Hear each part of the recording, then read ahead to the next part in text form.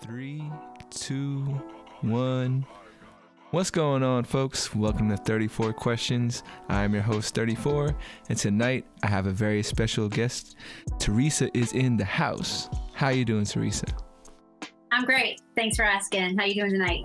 Doing great. So very happy to have you on.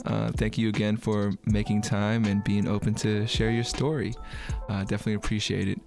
For the folks out there who are unfamiliar with the flow of the show, we do some intro questions, some warm-up questions just to set the tone. After that, we'll go into the main portion where you either choose your destiny or you rely on the wheel of fate. And then after that, we'll finish it off with some closeout questions. Sound good to you, Teresa? Sounds great. Thanks. Awesome. My very first question for you is, how have you been?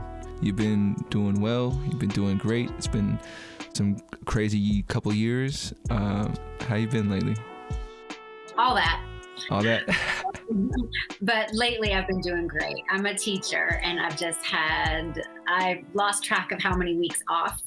Maybe June 9th was the last day I worked. Today is August 5th. And it feels like a year since June 9th. It feels really sweet to have just had a long and luxurious summer of relaxing and chilling and having fun and finding joy, and not too big of travels. Like I didn't leave the country, but enough travels that I have seen some things that have brought me a lot of peace and seen some family, and I'm just doing great. I'm still sitting with all of that beauty from this past summer. That's awesome. I'm very glad to hear. Yeah, and school is right around the corner. So I'm glad that you were able to have that time for yourself, which is, I think, super important for everybody. Second question for you is, what would you like the audience to know about you?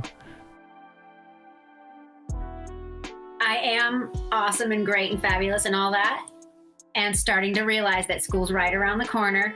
Oh, sorry for the reminder. Well, I had the reminder earlier today, but it's that transition has just begun for me of kind of getting ready for that. So I'm feeling that transition and I'm feeling kind of tender. So maybe that's a good thing for our audience to know about me right now, because questions might be colored by that tenderness that I got going on today. I gotcha. Second or third question in the warm-up is, if someone were to pay you a tribute, how would you like to be honored? So if I was going to tell myself today I'm going to do something in the honor of Teresa, what sort of act could I do for you? You would take good care of the earth today. Like you would make sure that you didn't step on a sand dollar at the beach. You would make sure that you used a glass instead of something plastic. You would just do those little things that maybe in our lifetime we've forgotten are impactful to the planet that we live on. And it's getting a little harder for her. Oh yeah, it sure is. Any hope that you can see out there as far as yeah. I'll tell you the truth. I had such hope when we all were in our houses for like 3 months, and there was this split second. You remember when you could see like the sky clear over China, industrial China, where there's like smog and haze at all times and all hours. There was a moment and people were reporting on this like clear up, and I thought to myself, there's the silver lining. This is what's going to happen. We're going to be able to coexist harmoniously on the planet. But no, we all went back to work. So I don't know. I don't really know if there is hope. Greta Thunberg, she's the hope right there. I gotcha. They can do it, the kids. I feel like I'm giving up on my generation and above. Honestly, I feel the same. Well, I don't know if I could say I'm giving up on my generation yet, but it's getting close. and we're looking to the young folks for more answers, more and more, right? So yeah, it's going to be interesting. But now we know to do something great for Mother Earth. But for you, when did that connection to the earth kind of start for you? Was that something you've always kind of had, or was it something that, maybe a switch that flipped in your mind throughout your life experience? Yeah, it flipped in my mind. Growing up, it wasn't on the radar. I don't remember the first time we heard of climate change, which was called global warming, probably the first time I heard about it. And, maybe it was even Al Gore really is maybe the first that it became something important in my mind. But it's mostly living here in California, which I've lived here for about 20 years, and being able to see such beauty every day and look at these beautiful coastlines and this beautiful ocean and these beautiful, beautiful animals. And then, see them like washed up on the shore. That's the end of their life.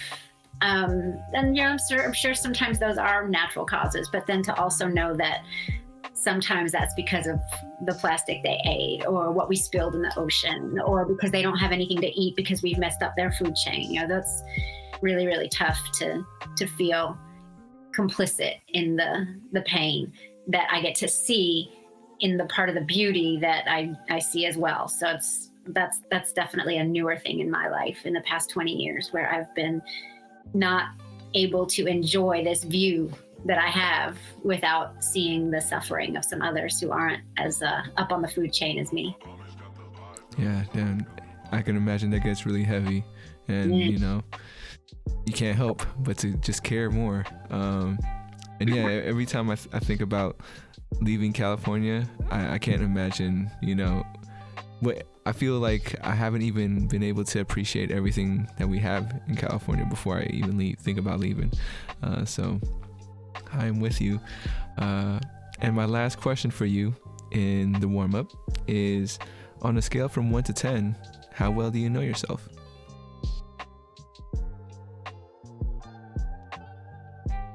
Let's go 7. 7? How'd you land on a 7, if you don't mind me asking? Well, I'm pretty old, so I'm not like a 2 or a 3. I've done a lot of like self-reflecting and looking and, just being alive as long as I have. I think I have to know a little bit about predicting for myself or, having my routines. But we're not quite at the top because, there's so much that we just think we know or believe we are that isn't real, right? That's just the routine. That's just the story. And that's important, I think, in getting through your day to day. And it's efficient and it's helpful and like earning my salary and making sure I have dinner every night. But it's when you like dip into like the real moments of self-exploration that you realize, oh, I don't have to have that reaction, or I am not that emotion. It's just something that's part of me and it's energy and it can leave. And if I just sit with it for a second, it'll do its thing and run through my body and go. And so I know that I still have more to learn about whatever this is right here. I hear you. What would you say is your favorite thing about your personality? It's my sense of humor, despite the fact that it gets me in trouble. How would you describe your sense of humor? I'm fast. I am a little biting sometimes, and I am sardonic. So you might have to describe it to me in terms of what kind of maybe comedians you find funny, or movies or shows, so I have a better idea. I don't watch a whole lot of things, so I don't know a whole lot of comedians. Oh, I envy you. I wish I am a person who consumes a lot of media, and yeah. I wonder what kind of person I'd be like if I didn't. Just because I do so much. Okay. It's cool though if you don't have a example in that sense. Someone once told me that my sense of humor reminds them of somebody named Mindy, and I think her last name starts with a K, and that's a famous comedian. Interesting. Yes, I think I know who you're referring to. Okay. Now I have a better idea of it. Okay. But yeah, I got you. Okay. All right. Well, we made it to the main portion where you either choose your destiny or you turn to the wheel of fate. Which way would you like to go? So the Wheel of Fate is just a tempting and interesting idea, for sure. What happens if I got nothing to say? You could always pass. There's no pressure to feel like you're boxed into a question at all. Whatever you feel like if you feel comfortable answering, that's how we go about it. Okay. So there are 3 levels as well. So there's easy, medium, hard. On the wheel, it's only 1 through 34. So you could always just let me know which level you'd like to answer. If it's like 1 easy, 15 medium. It's how we just kind of go with the flow, Okay. So let's wheel. Heading over to the wheel. Bam. All right. All right. Well, as you can see, there's also a fill in the blank, the FITB, or a shout out question. Normally I don't, really ask you to name drop anything, but the shout outs are more positive if you feel comfortable. But like I said, if there's anything you don't want to answer, just pass and we'll give it another spin. Here we go.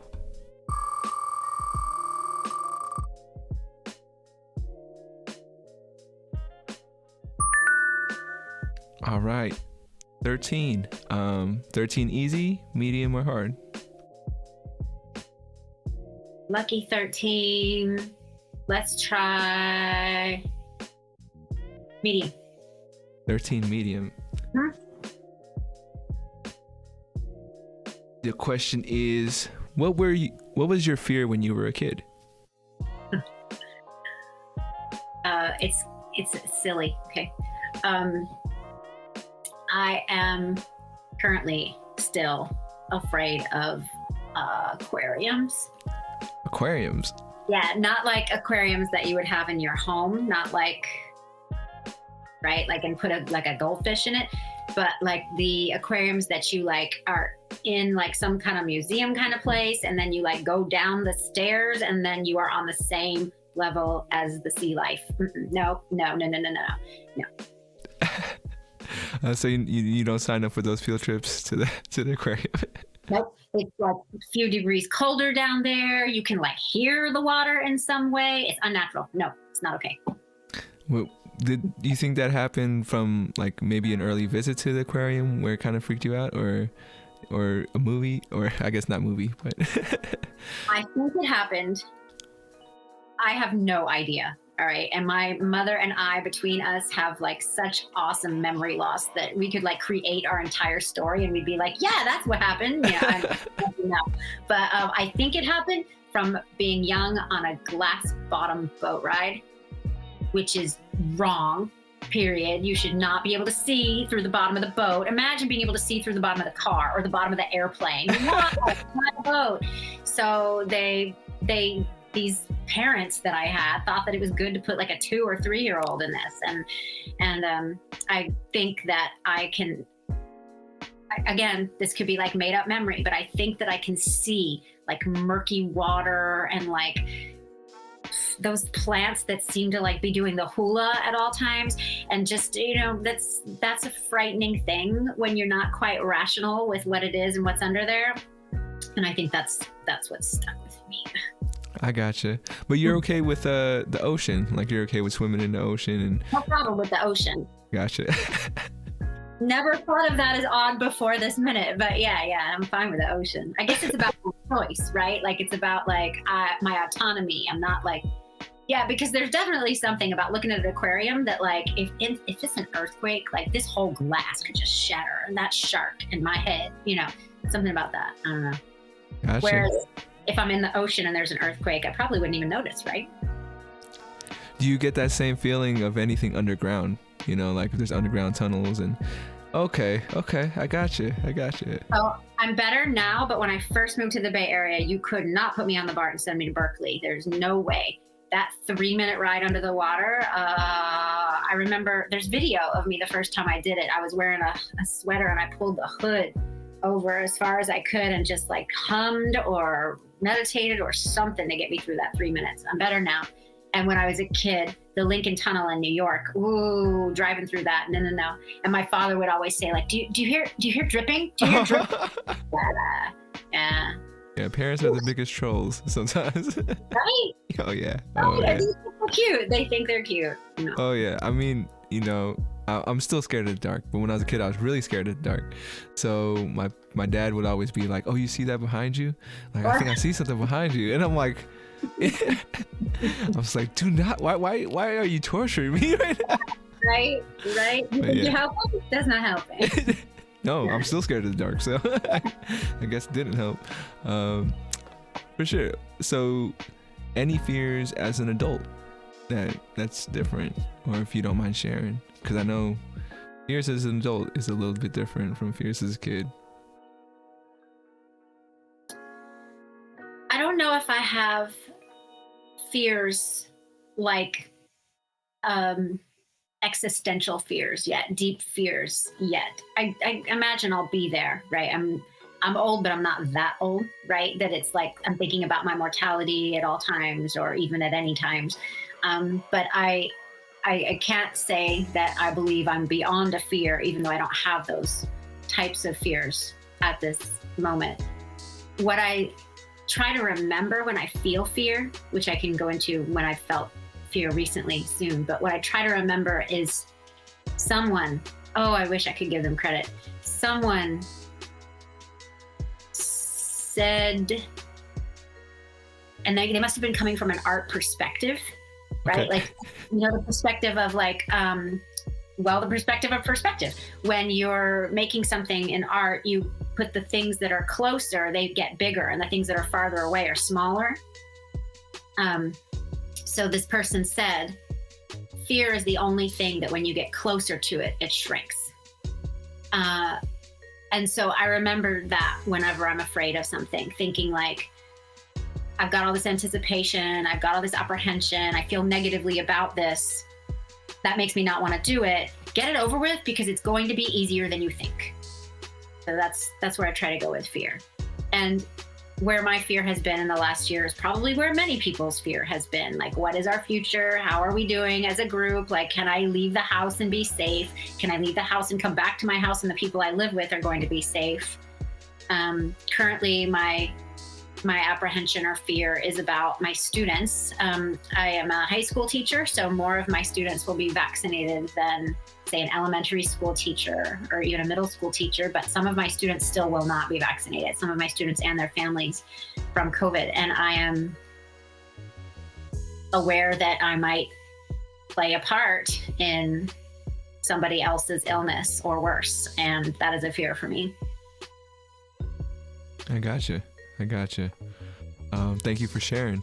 And yeah, I want to know where you got that saying about fear getting, smaller as you get closer to it, because I'm gonna have to borrow that one when I talk to folks. But yeah, I'll look for it. I'll let you know. For sure. We'll appreciate that. Let's go ahead and give it another spin. Here All right. we go.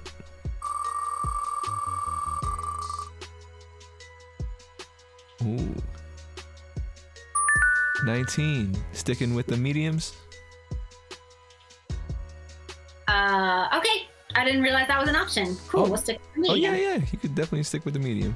Cool. Here we go. What do you value most in relationships?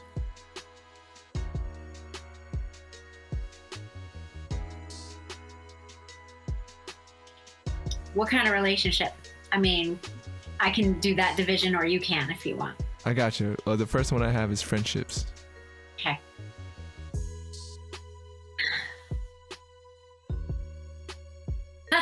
What kind of friendships? Okay, let me. I don't need to keep asking you questions back. Let me explain what I mean by that. Right. I have some friendships that are easy to maintain, and that the qualities there that I value when they're easy to maintain are things like we're having fun. Maybe we have some similar interests, like we love to go karaoke together or something. And it's kind of easy, drama free. So that's a lot of the friendships I have at this stage of my life. I have then some other friendships, deeper friendships, like maybe lasting friendships, or maybe not people that I've known for very long, but that I felt like a deeper connection with. And what's really important to me in those relationships is forthcoming honesty. In those other friendships, the easier friendships, honesty is also important. Like I'm not lying behind anybody's back, and I hope that nobody's doing that to me. But if you irritate me, I might just handle that on my own, just sit with that and let it leave. And then, maybe I'll decide we don't need to go into that. Our friendship is more about karaoke and not about like, let's sit down and work this out and get deeper. But if I do feel like I have a deeper connection with somebody, a deeper relationship, and I feel irritation, I'm going to need to tell that person, or else that irritation is going to continue to be part of the relationship. And maybe we can't get deeper if I just let it sit there in between us. So the honesty, forthcoming honesty. And that goes with then being willing to listen to somebody tell me what's irritating about me too. So honesty, forthcoming honesty, plus the willingness to like hear that honesty. I gotcha. Would you say it was, for you, was it easier to make friends when you were younger, or now that you're older? It's always been pretty easy for me to make friends. I'm finding it really easy at this stage in my life, which is a surprise, because a lot of people say you make less friends as you age, but no, it feels real easy for me just to say to somebody, I think we have something in common. I'm having fun. Let's you want to hang out this week or whatever. That's really easy for me now. I gotcha. It's interesting, what you mentioned about friendships, because right now, I would say, like, I know which friends I would go to for certain activities, but I don't know. I feel like because, I am a media consumer, and a lot of people my generation are, we've been given this expectation to kind of grow up with your friends in your late 20s to early 30s and have like this family dynamic. But then when you don't have it, I can see it affect a lot of folks in, a negative way. You kind of feel down about it, or you feel lonely because you're not reaching this expectation. So yeah, I mean, for me, the way you broke it down, as far as friends that you have that you can kind of like see whenever, and like the quality is still there, even though the time isn't as much. And then the friends that you enjoy certain situations with, whether it's karaoke, or for me, be photography or something. But yeah, I can't seem to, like, I don't know why, but I feel this need to connect people, connect folks. So like, it's something I'm working on, where I don't want it to feel like, this is, people are revolving around me type thing, and trying to feel like, oh, you know what, I think it'd be really great if you guys met, and these two parts of my universes are able to connect, and that way I can spend time with everybody at the same time. But yeah, that was just a reflection that I had based on what you were saying. What's your sign? What's that? What's your sign, your zodiac sign? I'm a Taurus. Did it not seem that way? Oh, that's a really nice Taurus. I love Taurus. My sister's a Taurus. For sure. I haven't had too many people tell me bad things about Tauruses. No, not bad things, but you just described yourself as somebody who like wants that interconnection with all beings, right? Like wants that sensitivity and feels sort of interwoven, I guess, with the plight and the fates of others. Yeah. Accurate? Oh, yeah. Whereas I think of most Tauruses, and obviously that's really like signist of me, or stereotyped, right? To like say that all Tauruses are blank. But I just thought that I was absolutely positive you were going to say Cancer, that's all. But most Tauruses feel a little bit more like, I got to do this way. And who's coming with me is who's coming with me, and who's not coming with me is not coming with me. So that's how I think of like. Oh, I think that feeling's growing on me though. Yeah. Maybe I'm just embracing myself a little bit more, but yeah, I mean, just because I realize I shouldn't really be trying to do that with folks. It's like, forcing these connections and stuff. And for me, it's like, okay, I want it to be that way, but it doesn't feel like that's the most effective way, or people aren't receptive to that, which I understand. So it's definitely like, well, let me go do my thing, and I hopefully people become attracted to that thing, and we can help grow it together. So this is something coming out of that, I would say. All right. But yeah, that's definitely interesting. Yeah. When's your actual birth date? The 26th, April 26th. 26. So it's little people tell me about the whole Aries thing of how I'm closer to that, and versus a real Taurus, which would be in May. So I don't know. Can you enlighten me in that? Anything I should know? Well, I'm an Aries, so yes, I can. Actually, I'm a cusp Aries as well. I'm a Pisces cusp, and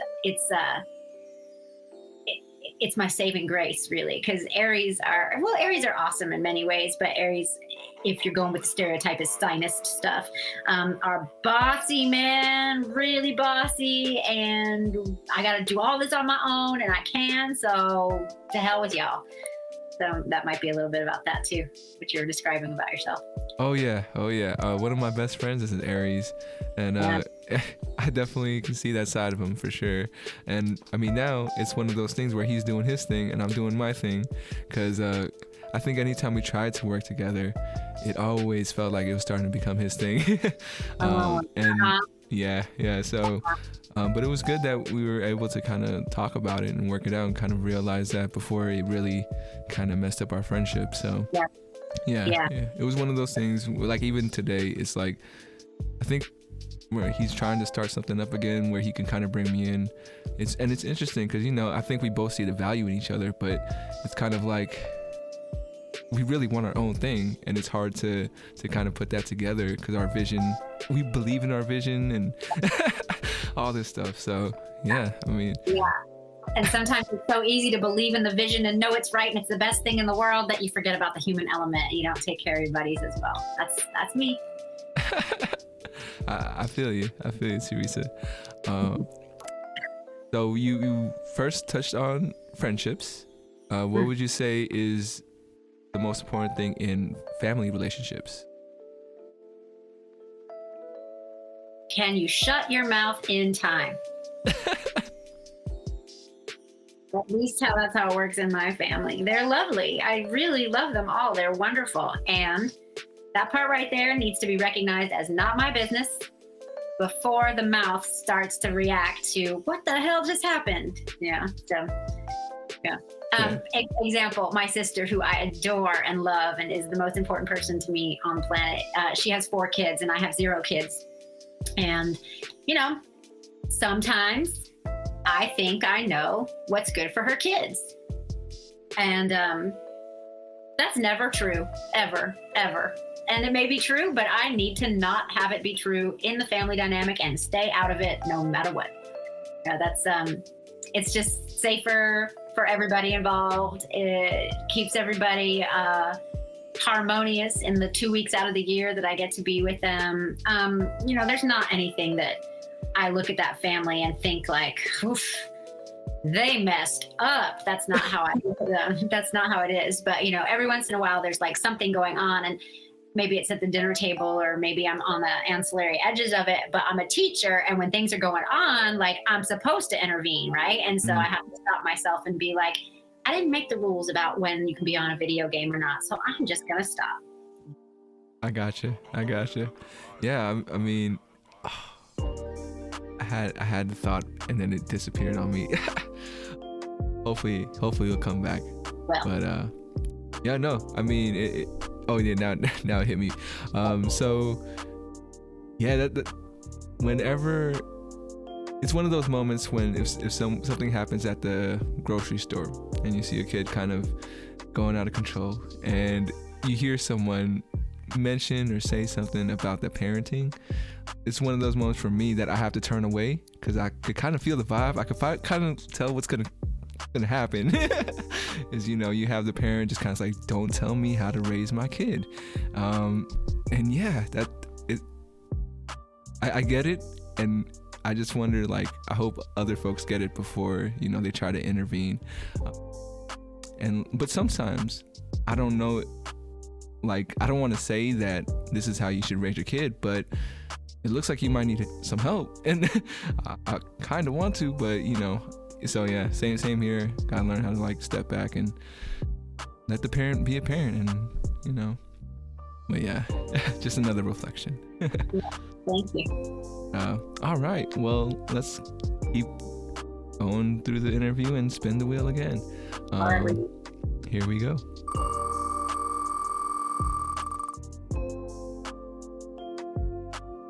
All right. 29. Still sticking with the medium, or? No, let's go to hard one. A hard one. All right, here we go. 29 hard. Do you believe in yourself? Oh, we just covered that. I'm an Aries. I can do anything.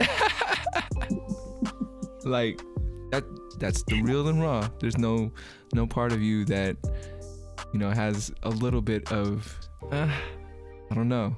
It's to a fault, actually. It's a problem. It's not that big a problem much of the time, but like okay, for example, when I was a teenager, somebody taught me how to drive stick. Like, I don't know, maybe we took 3 days and I learned how to drive a stick shift, and that was on like flatland on the East Coast, and I think it was the last time I drove a stick until about 4 or 5 years ago, when my housemate went on a trip for a week or two or whatever, and so knew that he would need the car moved, and asked me, can you drive a stick? And I was like, yeah. No, I can't drive a stick, but I believed that I could drive a stick. So like I got in there the first time I needed to move the car, and I was like, clutch. I remember something about a clutch and left foot.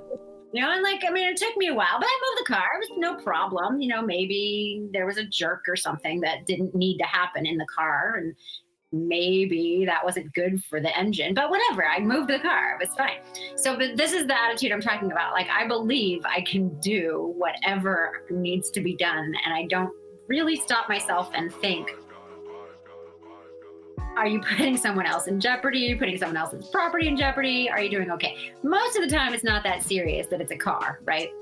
Most of the time, it's only the lives of teenagers. I'm joking. That's serious too. But I just have the confidence that like whatever I need in the moment is going to come to me, and I'm going to find it and be able to like sort through any filter and grab the right. Yeah, I do. I believe in myself a lot. I hear you. I think that's like a little bit of the Aries cusp that I'm feeling, is I have that irrational belief that I can do it, whatever I put my mind to. Yeah, I'm gonna be able to figure it out, no matter what path I take, which has been a good and bad thing. I think it's always a balance. But at least it I don't know for you, but for me, it helps me just enjoy my life experience a little more, because there's never really like a moment where I don't feel like I can do anything. I can't do anything. I always feel like there's always going to be something to do, no matter what. So yeah, I feel you. Yeah, I was going to ask you what your Icarus moment was, but it sounds like you gave me one with the stick shift, where your overconfidence kind of. The car was fine. I've gotten myself into a bunch of injuries actually because of that overconfidence.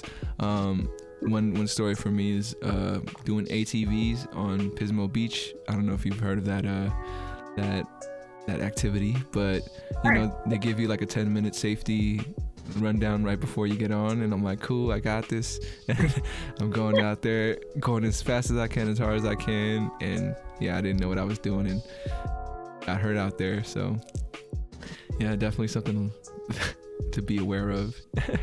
You got a scar? Oh yeah, I could show you the picture, so what happened was I was 26, so it was like that year of like your expiration with your parents' insurance thing was happening. Oh right. So when it happened, I was like, I don't know if I'm gonna have to pay this out of pocket, and I don't know what I'm gonna do. It was busted like pretty open, and then when I got to the emergency room, they were like, all right, let's get the stitches and all that stuff, and I'm just sitting there waiting to find out how much this bill is gonna be. And then luckily, they ran my membership ID and it worked, and I'm like, holy crap, like I don't know how I would be able to explain this to my folks, you know, when I get back. But yeah, it was all good after that. But yeah, that story. Wow. Well, at least you got the scar to remind you. Oh yeah. It was kind of funny because they brought me back to the place where we rented the ATVs. So you just saw this guy with his knee busted open when people were coming into, you know, like, did that just happen? And all this stuff. I'm like, yeah, I mean, pay attention to the safety video. But yeah, it was fun because a lot of kids got freaked out. You know, it was just fun to see their reaction, like, oh, right. I'm not gonna do this. I'm out. Yeah, but all right, let's go ahead and do another spin. All right. So close to the vibe check, but haven't gotten it. 20 hard still, or? Okay. Yep. Mm-hmm. This one is, when was the last time you felt left out?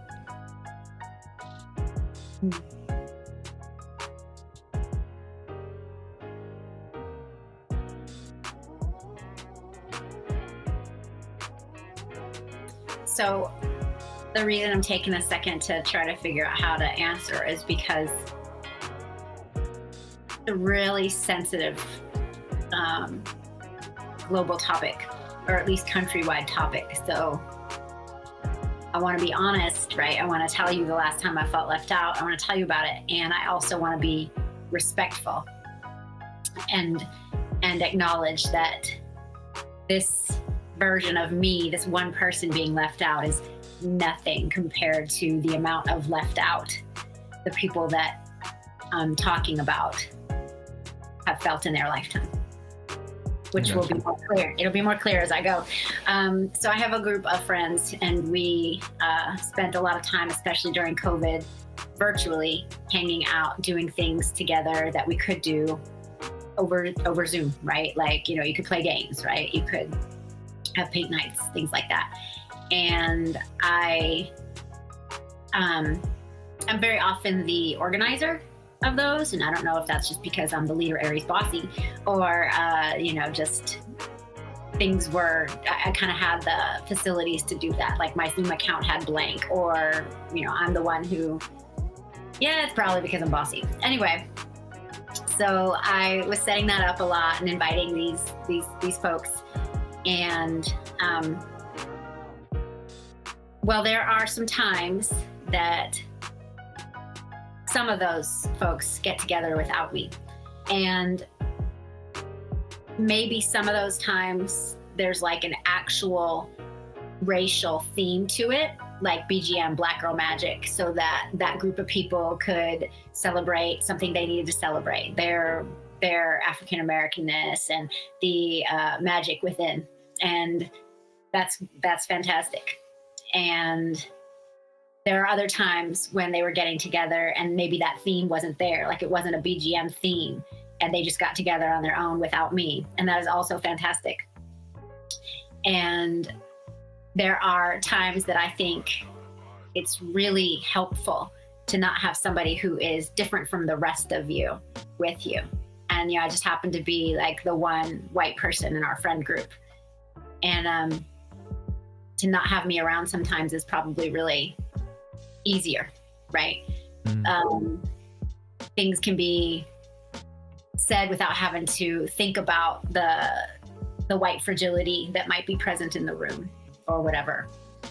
And it does still sometimes feel like being left out, which, again, I want to be respectful and acknowledge that I'm talking about a group of people who have been just left out of so many things, systematically, institutionally, politically, you know, in ways that are devastatingly detrimental to their health and wealth and well-being.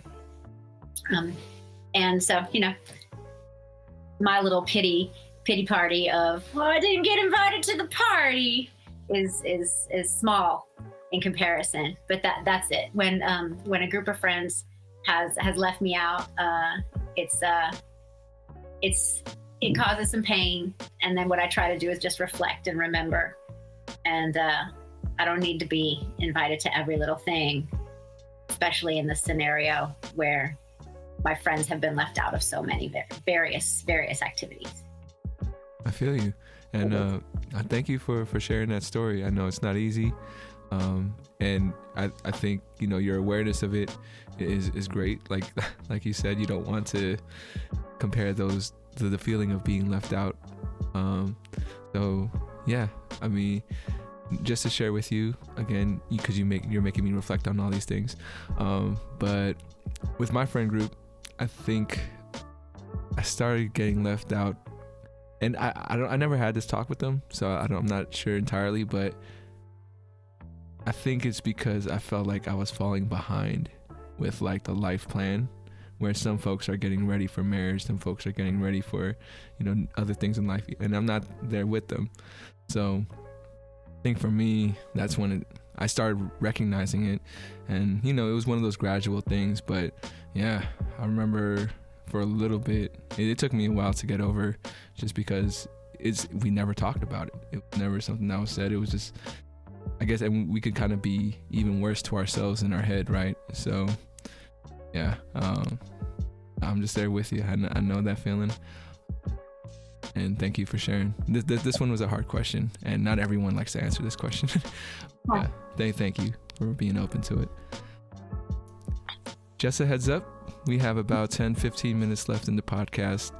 Wanted to thank you again, and I hope you're having fun. And this has been really great for me, like having this opportunity to get to know you, because you were one of the teachers I vibed with when I was at Burton, and I think I wasn't sure, but it felt like there were similar values that we had when it came to working with the kids, and definitely appreciated that. All right. Yeah, likewise. I'm liking hearing more about you too. It's really fun to hear you reflect. For sure. I hope so. I can't help myself, and I do it hopefully so my guests can feel at ease as well, and they can see that we're both doing it. Here we go for another number. Okay. Got out. 32. 32. Let's go with hard again. Can't go back. Not now. I like it. This one is, what emotion would you get rid of?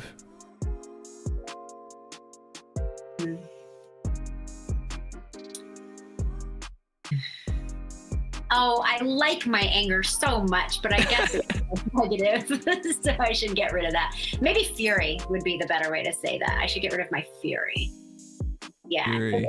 Anger can be productive and good, right? You put your anger to good use. You just don't let it get control of you.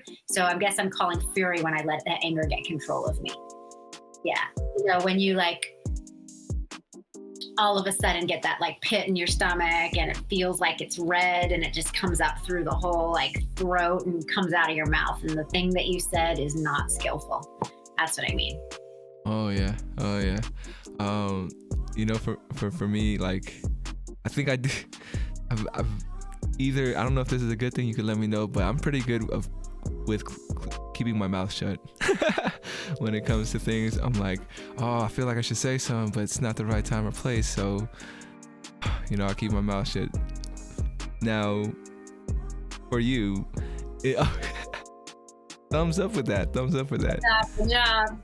There's a time and a place. And if you're going to be angry about it and you're going to get something done righteously, that's one thing. But if you're going to be furious about it and you're going to try to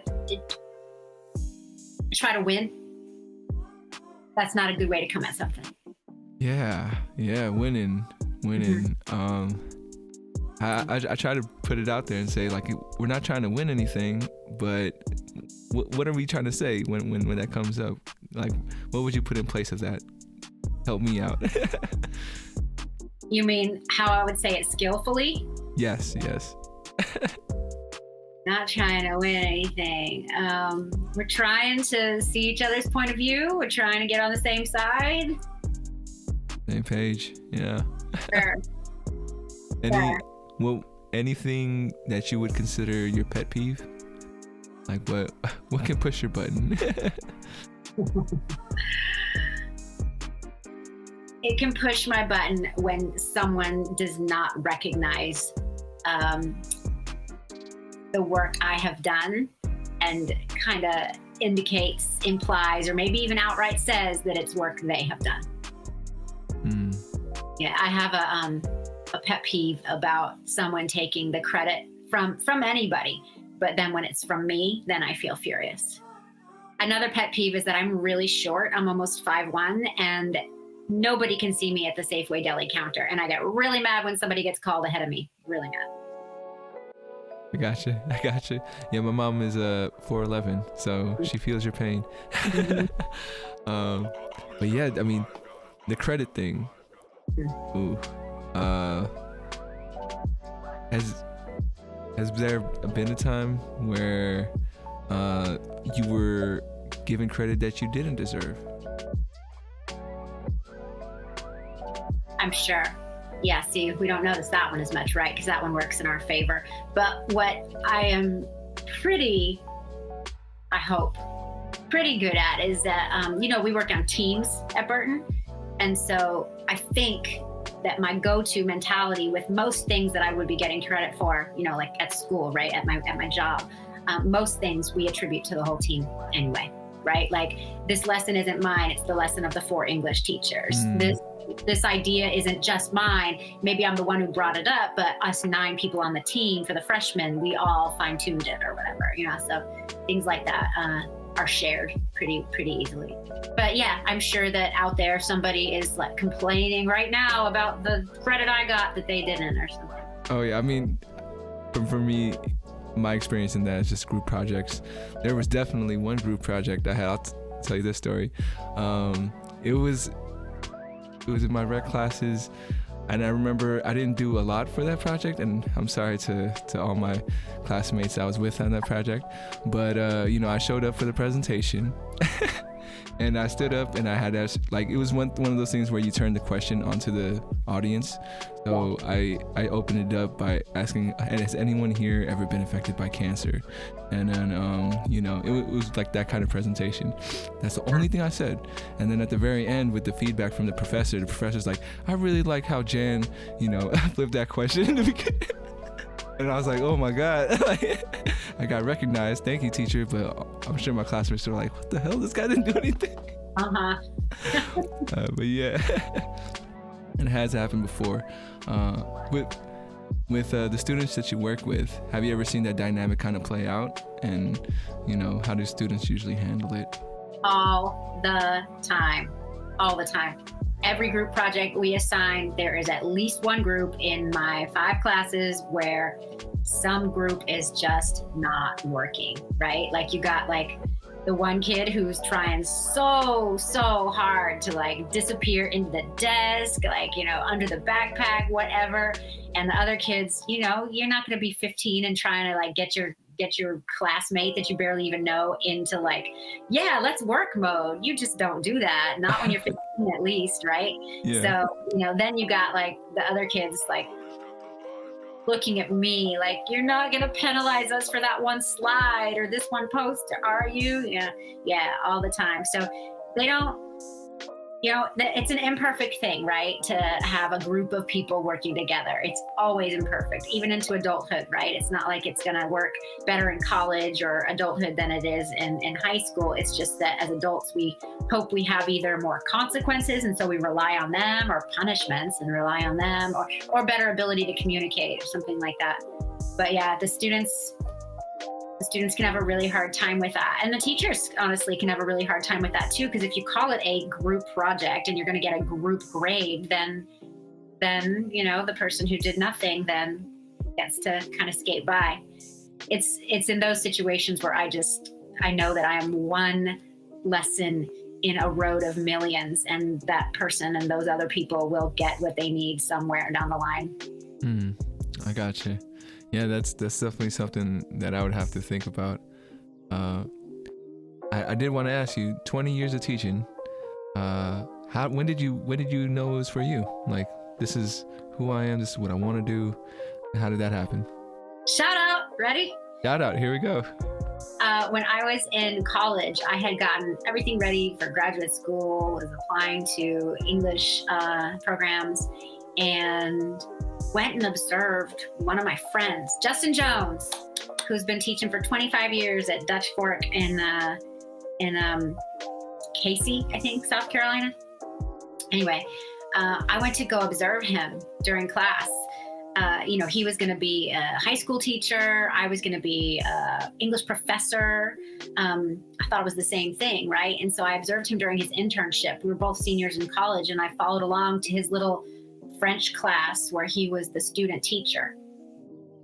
It took me about 4 minutes to see how much more important his job would be than mine. As an English professor, I would think I would have to split time with research and conferences and schmoozing, right? And he was teaching kids how to be better people every second of the day.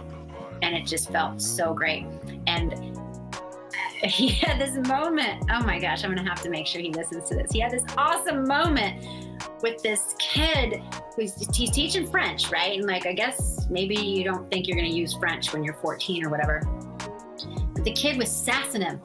And my friend Justin, with the sweetest humor, said, I think the kid said to Justin, "I don't like you." And Justin said to the kid, "Oh, that sucks. I really needed another 14-year-old friend." It was so awesome just to see the adroitness with which he handled this teenage angst, right? It was awesome and inspiring, and yeah, his job felt important. His job felt meaningful.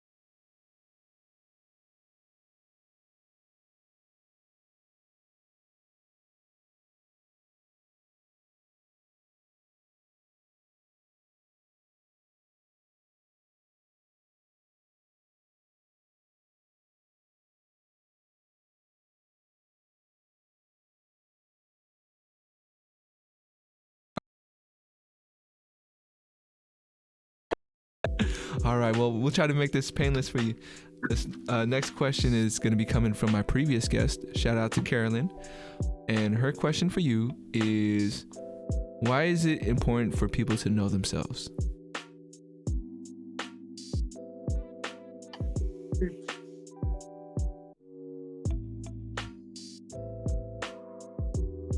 I almost want to add to that something like, how important is it for people to know themselves, or under what circumstances is it important for people to know themselves? It's just reminding me of something I said earlier that was sort of like on the scale of 1 to 10, I'm a 7, because I have more learning and growing and knowing to do.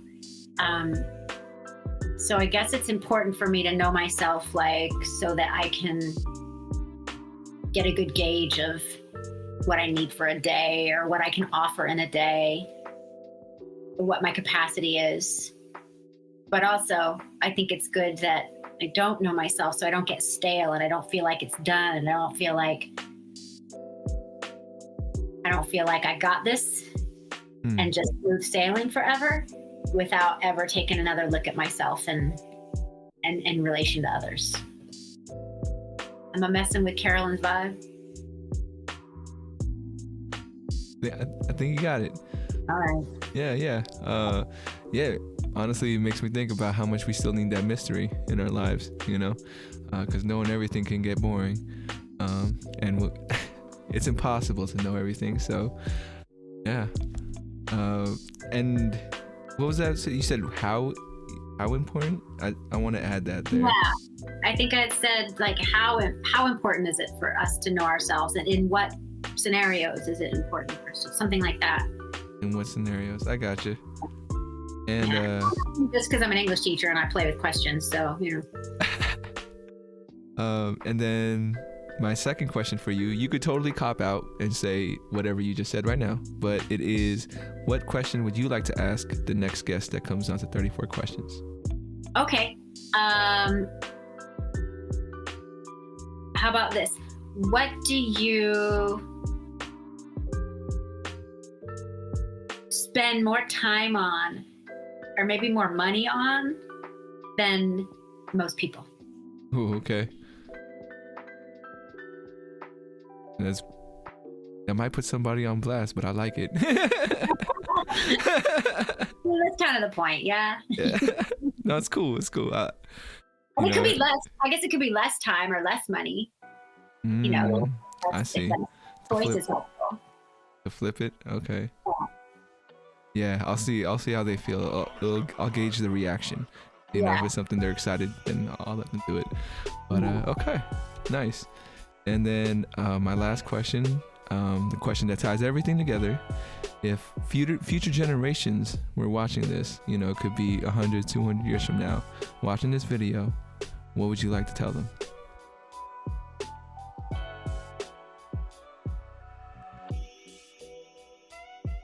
Be nice to the earth. Really nice. Like, really nice. Like, every single day, don't do one thing wrong to the earth.